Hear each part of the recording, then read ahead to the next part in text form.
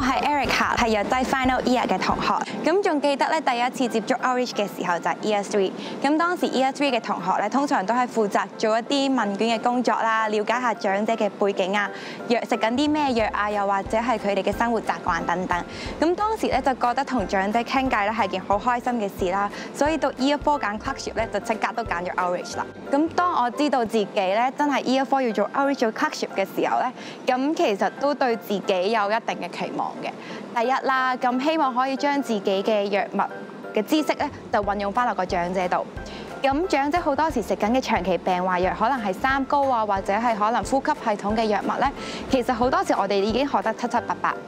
咁都好希望可以透過 Outreach 呢個機會啦，將自己學識嘅嘢咧教翻落個長者度啦，唔再只係好似 Year 3嘅時候好簡單咁樣同佢哋傾偈，而係可以喺 Year 4呢個 Outreach 嘅時候可以做一啲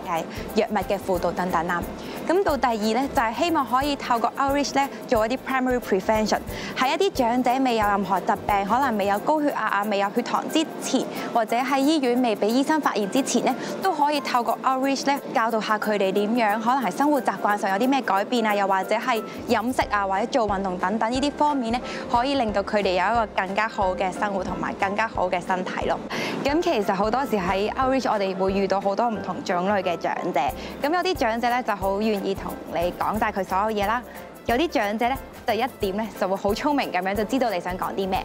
但係咧，有啲長者咧就係講極都唔明，又或者佢未必係真係好願意同你講佢自己嘅嘢。